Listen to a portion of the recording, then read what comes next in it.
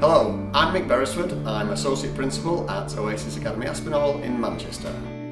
I have a varied career in education, always in schools in challenging circumstances and deprived areas. And when you work in that type of environment, being hopeful is absolutely key, and sharing that with the staff around you is vital.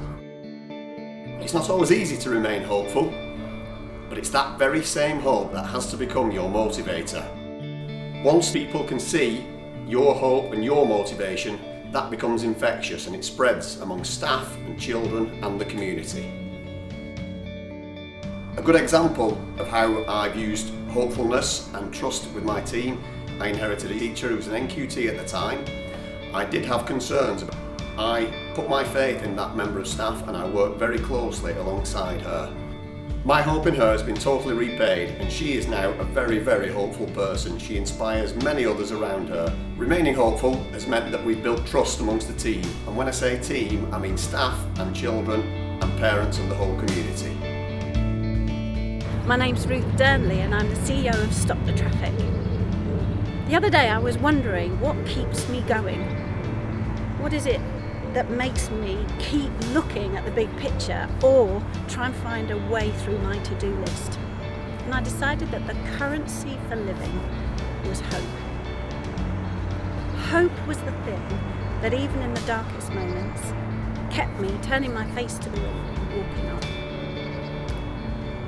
We were filled with celebration the day that our son Charlie was born. We had hoped for that day. We'd waited patiently. I'd worked quite hard, and we celebrated. There he was, newly born. 24 hours later, we were sat by the bedside in intensive care. He was critically ill with meningitis, and we hoped for change.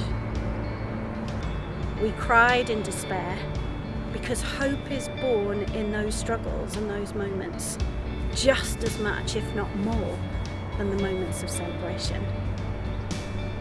And in us we knew that our hope was not just a wishful thinking, a positive point of view, keep smiling, read the right book, learn the right formula. For us, our hope was born out of a belief that whatever, we were loved. Charlie was loved. The way that hope showed its face in that hospital ward was the hands that held my hand, the eyes of the doctor, the skills, countless hundreds of ways, because we never hope on our own. We're meant to hope together.